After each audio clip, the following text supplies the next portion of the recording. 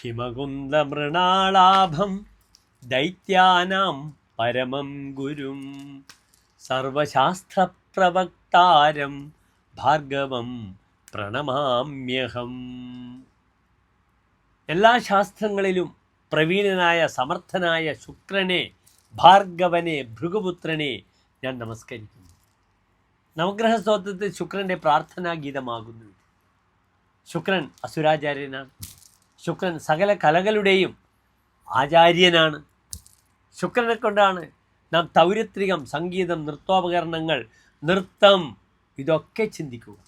ശുക്രനൊരു ജാതകത്തിൽ നല്ല സ്ഥാനത്ത് നിൽക്കുകയാണെങ്കിൽ അഭിനേതാവാകാം, നല്ല ഗായകനാകാം, നല്ല പ്രണയിയാകാം. ഭൗതിക സുഖങ്ങളൊക്കെ തന്നെ ശുക്രൻ്റെ ധർമ്മമാകുന്നു. പ്രിയമുള്ള പ്രേക്ഷകരെ, നാം ഇവിടെ ചർച്ച ചെയ്യുന്നു ചാരവശാൽ ശുക്രൻ തൻ്റെ സ്വന്തം ക്ഷേത്രമായ ഇടവത്തിൽ നിന്നും മിഥുനത്തിലേക്ക് പ്രവേശിക്കുകയാണ്. എപ്പോഴാണ് പ്രവേശിക്കുന്നത്? എന്താണ് ശുക്രൻ്റെ മിഥുനൻ രാശിയിലെ ശുഭാശുഭ ഫലമെന്ന വിഷയമാണ് നാം ചർച്ച ചെയ്യുന്നത്.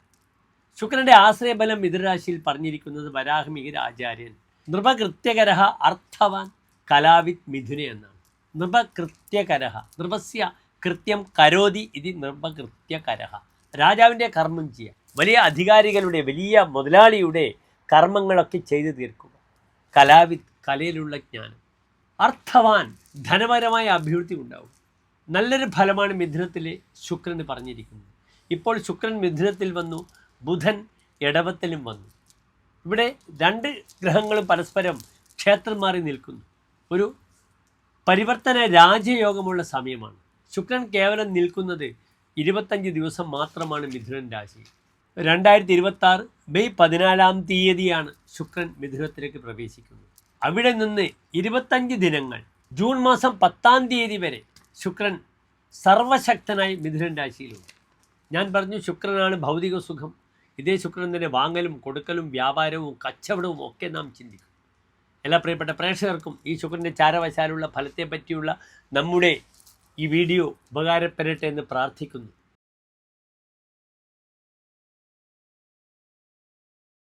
ഇടവൻ രാശിയുടെ അധിപനാണ് ശുക്രൻ. ആ ശുക്രൻ 2ാം ഭാവത്തിൽ നിൽക്കുന്നത് വളരെ നല്ലതാണ്. ശുക്രൻ 2ാം ഭാവത്തിൽ നിൽക്കുകയാണെങ്കിൽ, വ്യാഴം നിൽക്കുകയാണെങ്കിലും ഒറ്റൊരു ഫലമേ വരാഹമിഹിരാചാര്യൻ പറഞ്ഞിട്ടുള്ളൂ. സുവാക്യ, നല്ല വാക്ക്, ശോഭനവാക്യം യസ്യസഹ. ഇദ്ദേഹം നല്ല വാക്ക് സംസാരിക്കും, ശോഭനമായി സംസാരിക്കും, നന്നായി സംസാരിക്കും.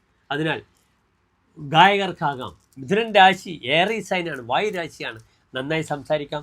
ഗായകർക്കാകാം, പ്രഭാഷകർക്കാകാം, പബ്ലിക് സ്പീച്ച് ചെയ്യുന്നവർക്കൊക്കെ തന്നെ ഈ ശുക്രൻ വളരെയധികം നന്മകളെ പ്രദാനം ചെയ്യുന്നതാണ്. ചമത്കാരി എന്താണെന്ന് ഇപ്രകാരം പറഞ്ഞിരിക്കുന്നു: മുഖം ചാരുഭാഷം മനീഷാർ വിചാർവി. ധാരാളം ബുദ്ധി ഉണ്ടാകും, നന്നായി സംസാരിക്കുന്ന മുഖം ഉണ്ടാകും. സുഖം ചാരുചാരുണി വാസാംസിതസ്യ, തനിക്ക് നല്ല വസ്ത്രങ്ങൾ ലഭിക്കും. കുടുംബസ്ഥിത പൂർവ്വദേവസ്യ പൂജ്യ, കുടുംബേ ന കിം ചാരു ചാർവ അംഗനാശ. ശാരീരികമായി ശ്രദ്ധിക്കും. ഇവിടെ ശുക്രൻ അഷ്ടമഭാവത്തിലേക്ക് നോക്കുന്നു. രോഗാധിപനാണ്. Sugar patients, dialysis patients, kidney patients ഒക്കെ ശ്രദ്ധിക്കേണ്ട സമയമാണ്. മൂത്രാശയ സംബന്ധമായ ക്ലേശങ്ങൾ ധാരാളം ഉണ്ടാകും.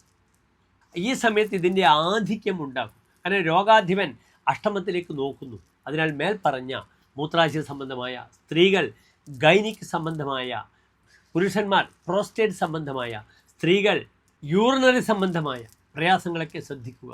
നന്നായി ദേവി മാഹാത്മ്യം വായിക്കുന്നത് വളരെ ഗുണമാണ്. വാക്സ്ഥാനത്ത് നിൽക്കുന്നു, അല്ലെങ്കിൽ ലളിത സഹസ്രനാമം വായിക്കുക, അല്ലെങ്കിൽ മഹാലക്ഷ്മി അഷ്ടകം വായിക്കുക. 8 ശ്ലോകങ്ങൾ മാത്രമേ ഉള്ളൂ. നമസ്തേത്തു മഹാമായി ശ്രീപീഠേ സുരഭൂജിതേ ശംഖചക്രഗദാഹസ്തേ മഹാലക്ഷ്മി നമോസ്തുതേ. 8 ശ്ലോകങ്ങൾ ചൊല്ലുക, ഹൃദിസ്ഥമാക്കുക. നന്ദി, നമസ്തേ.